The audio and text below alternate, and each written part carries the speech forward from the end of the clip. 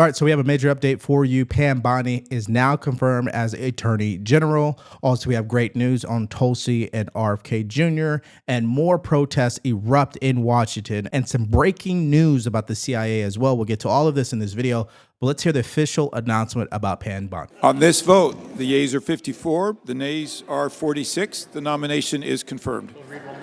Under the previous order, the motion to reconsider is considered made and laid upon the table, and the president will be immediately notified of the Senate's action. Okay, so as you guys can see, 54-46. Right now, it was reported that Senator John Fetterman was the only Democrat to vote for Pam. That just shows you how petty and bitter the Democrats are in the Senate.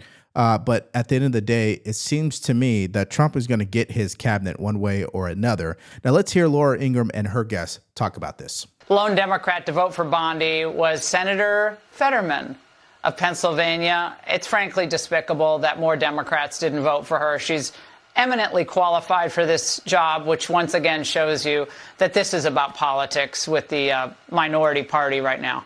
It is. And I actually wrote a Beltway Brief newsletter about this on Monday, whereas you compare to Biden's picks, there are all of his cabinet picks up through this week of February 2021. Only 2 Republicans voted against all of them. There's Senator Ted Cruz and Josh Hawley, neither of whom were ranking members at the time or committee chairs at the time.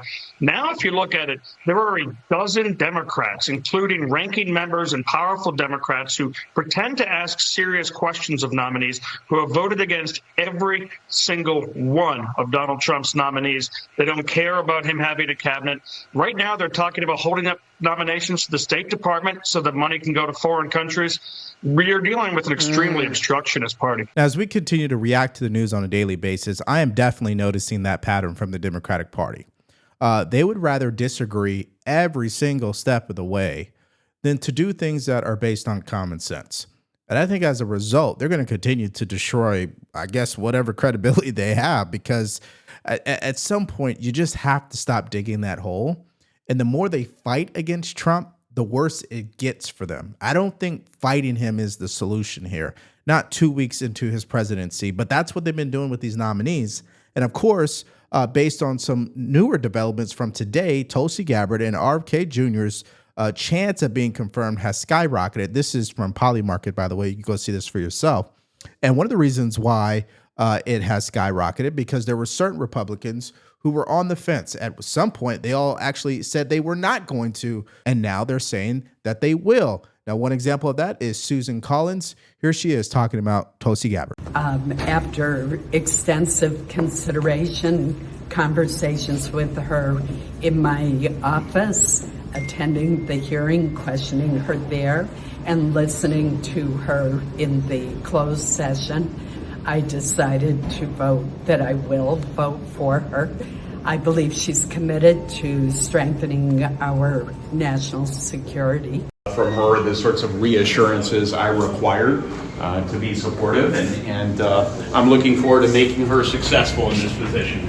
Yeah, so Todd Young, Susan Collins, those are the 2 Republicans that definitely, in the beginning, were a hard no on Tulsi Gabbard all over this, due to the fact of her views on Edward Snowden and that she refused to call him a traitor. Now, she ended up publishing an op-ed explaining why she would not use that term traitor, because she believes that word is reserved for the most egregious and evil people on this planet, and she doesn't believe he falls into that category. But he did break the law, as you guys heard 1,000 times during her confirmation hearing. Now, Bill Cassidy, also Republican, in regards to RFK Jr., I mean, this guy was torn at the end of the confirmation hearing for Bobby, but he did come out and say that he's now supporting him, and he actually gave a speech on the Senate floor explaining why.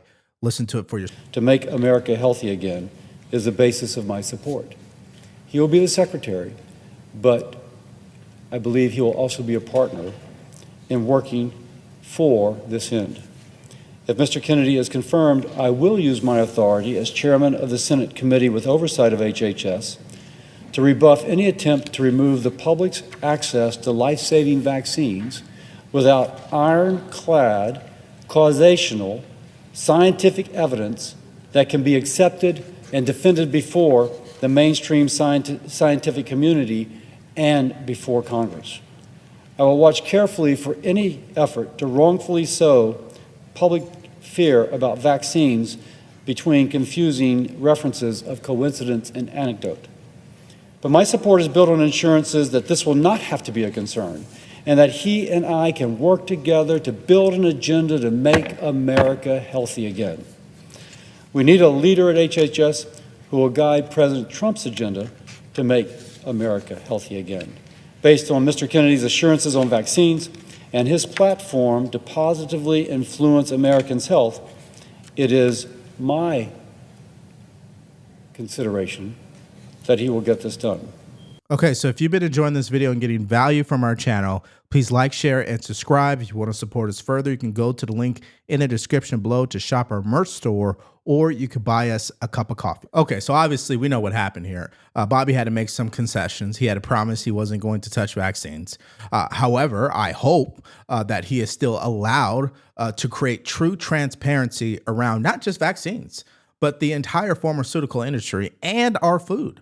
Let people get the information, let them access it, and then they can make their decisions from there. Now, here's what President Trump had to say. 20 years ago, autism in children was 1 in 10,000. Now it's 1 in 34. Wow, something's really wrong. We need Bobby. Thank you. And he's right. We need someone willing to ask the tough question. But if we're going to just turn a blind eye and act like, well, there's nothing really we can do at this point, that's not good enough, okay? Parents are demanding answers and they deserve them. And Bill Cassidy also put this on X. He said, I had a very intense conversation with Bobby and the White House over the weekend. And even this morning, I want to thank Vice President J.D. Vance specifically for his honest counsel, the serious commitments I've received from the administration, and the opportunity to make progress on the issues we agree on, like healthy foods and a pro-American agenda. I will vote yes. Okay, so now the only question is, when will these votes actually take place? Now, according to Manu on CNN, he spoke with Senator Majority Leader John Thune, and he said that the vote's not going to happen until next week. So the bottom line here, this is great news. They needed to make it out of the committee if they were even going to have a chance at being confirmed. That has happened. So you got Kash Patel, Bobby, and Tulsi well on their way. We just need to figure out when those exact votes are, and when they are, we'll definitely react to it. Now, what we do know is the corruption that's been exposed by Doge. They're just scratching the surface, by the way. We did a video on it. We'll link it at the end of this video if you want to check it out or if you missed it earlier. But here's the bottom line. Massive protests have erupted in Washington over this. They're calling for the Senate to be shut down. They're calling for Elon Musk to be arrested. And so what I want to do is first show you the press conference that Chuck Schumer and Hakeem Jeffries hosted, where they are introducing an act to stop Doge called Stop the Steal. Hear it for yourself. They are raiding the government, attempting to steal taxpayer money. That's what the situation at the Treasury Department is all about. We will introduce the Stop the Steal Act in short order to prevent unlawful access with respect to the Department of Treasury's payment system connected to people who are trying to steal personal, sensitive, and confidential information related to Social Security recipients, Medicare recipients, taxpayers, businesses, non-for-profits, veterans, and everyday Americans. It's unacceptable, unconscionable, and un-American. Stop the Steal Act will prevent this unlawful access from taking place. So let's understand what's going on. They have to come out and show their voters that they're doing something about this, because they had their voters convinced that what Elon Musk is doing is unconstitutional. And we've already had a video on it. We know what he's doing. He's auditing every single tax-paying dollar that went out the door. And I just find it fascinating that people, even on the left, think that is unconstitutional. Well, he has access to sensitive information. Duh. That's what a forensic accountant would have access to. What are you talking about? They need to inspect where the payments went. But again, this is their strategy. They have to disagree. But I just think they're doing themselves even more damage by going down that road and attacking Elon Musk. Because nobody's really listening in the end. It ends up becoming noise. And while they're focusing on this, Trump is focusing on getting results. The extreme MAGA Republicans have made clear they want to end Social Security as we know it, end Medicare as we know it, and end Medicaid as we know it. Last week, with the unlawful Office of Management and Budget order, they made their first move on Medicaid. The public rose up in response, and they backed down in less than 40 hours. But we will never back down in pointing out the types of things that the MAGA extremists and the far right are trying to do to hurt everyday Americans, the people that they claimed they were working hard to help. Again, the problem with Hakeem Jeffries is everything that just came out of his mouth. His party ended up doing that over the past 4 years. They forgot about the working class. They'd made sure that policies that were passed benefited Wall Street, but not Main Street. That's what the results say. He can get up there and give you all this hoopla about what the Democrats are going to do and how they're going to help Americans. But when you guys had the chance to do it, you didn't do it. In fact, you did the opposite of that. Now, as a result of their out-of-touch messaging to their voter base, which you already know they're in disarray, they got them mobilized in Washington, D.C., protesting the Senate, asking for it to be shut down and Elon Musk to be arrested. Let me show you a clip of that now. Shut down the Senate! Shut down the Senate!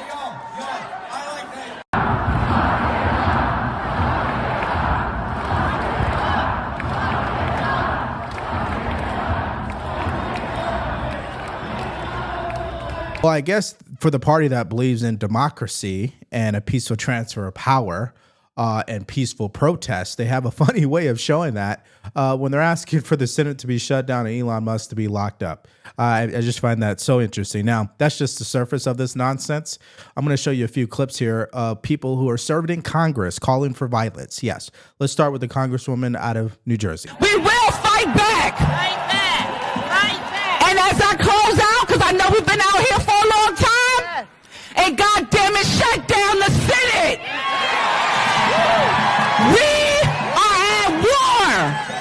Anytime a person can pay $250 million into a campaign and they be given full access to the Department of Treasury of the United States of America, we are at war. Okay, so I can't help but laugh because this is just nonsense. I mean, this is as if a forensic accountant showed up at your job and you decided to lose your mind, go outside and start protesting it. I mean, guys, his job is to inspect every tax-paying dollar that went out the door. I don't understand what the issue is. How else is it going to get done? I mean, I just find that funny. Now, if you thought that was ghetto, wait till you see this. I know some of y'all have been frustrated, and you've been saying, where are the Democrats? Where are our leaders? Well, I'm here to tell you that we ain't never left y'all. All right? We are here. We are also going to make sure that they uphold the law. We are not going to sit around while you go ahead and desecrate our Constitution, or you look at the laws that have been passed into law and say, never mind, we'll just ignore that. Instead, we are going to be in your face, we are going to be on your asses, and we are going to make sure, you understand what democracy looks like. This ain't it. So let me tell you something, Mr. Trump. You gonna learn a few lessons from us. And I'm gonna be the first one. You and your little friend off of Twitter. Y'all about to find out, all right? All right, well, let's just address something really quickly here. It's President Trump, not Mr. Trump. Put some respect on the office of the presidency, and she has a hard time doing that because she's as ghetto as you can ever be serving in Congress. That's number one. Number two, the language they're continuing to use. Oh, we are going to get in your face. We're going to be up your you-know-what. Yeah, so if President Trump said something like that, you guys would be up in arms. You'd be saying he's threatening American citizens, but when you guys do it, it's totally fine. See, this is the problem with the party. I mean, they're a walking contradiction morally, ethically. And so it's just not going to resonate with majority of Americans. And again, they're so distracted and they're too busy overreacting. And you know what they're not doing through all of this? Actually getting results for their voters. Now, No one elected Elon Musk to nothing. That's right. Not one Democrat in America voted for Elon Musk. Not one. Not one Republican in America voted for Elon Musk. Not one independent in America voted for Elon Musk. Not one libertarian in America voted for Elon Musk. Damn, not one vegetarian in America voted for Elon Musk. And yet, Elon Musk is seizing the power that belongs to the American people. We are here to fight back. You know, I wish they had that amount of energy when it came to actually doing things that would help Americans. Like, I don't know, stop what happened at the border over the past 4 years, the record inflation, the fentanyl crisis, the wars overseas, the 13 service members who lost their lives, the veteran crisis. We know veterans are not really treated great in this country.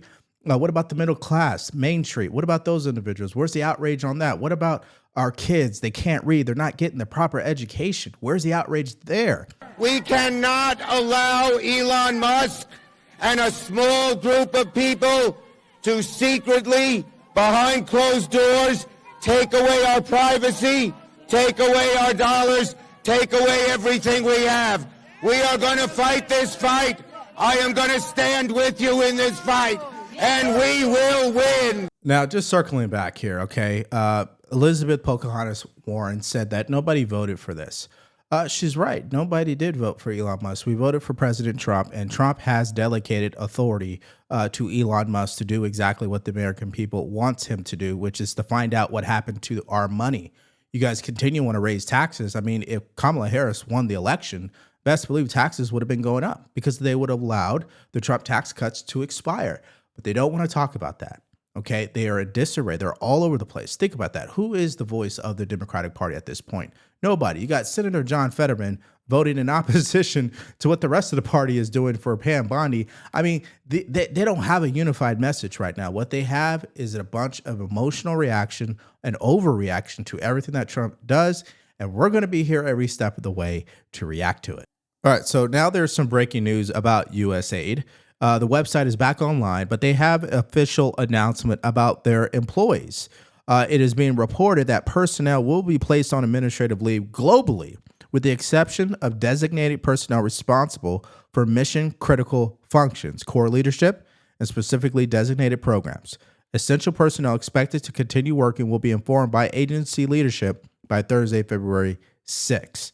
And again, this is the continuation of shrinking the government down. But the Democrats don't want to go along with that message. They don't want the government to be small. They want to continue to grow the government because it's in their financial best interest. And by the way, it's been proven time and time again throughout this investigation. They want to push their far left policies and ideology onto the rest of the world. And I don't think that's a great thing, and I'm sure you don't either. Now, there's two other huge announcements. One is about the Department of Education that at any moment now, Trump will issue an executive order to dismantle and send back to the states, which I am definitely in support of doing because at this point, what results does the Department of Education have to show that the department is justified? I mean, it's costing taxpayer dollars. Is it really working? How are we the richest country in this world, but our education is at the bottom? I don't understand why that's happening. Maybe if you have the answer, put it in the comment section below. That's the first announcement. Second one is about the CIA, and this might shock you. Listen to this. Fox News alert. The Wall Street Journal is reporting the CIA has reportedly just offered a buyout to its entire workforce. Everyone in the agencies telling employees late today they can quit their jobs and receive about 8 months of pay and benefits. It's a part of Trump's push to downsize the federal government. More as we get it. So clearly there's going to be way more to talk about and react to tomorrow as people wake up and they see the news that the CIA has been given an ultimatum. And this is a good one because at the end of the day, we're in a season where we need to reset. There's too much corruption, too much complacency, too much of our tax dollars going out the door. And for what? What has the American gotten in return? What is the ROI? The Democrats and really the entire government, they don't have an answer.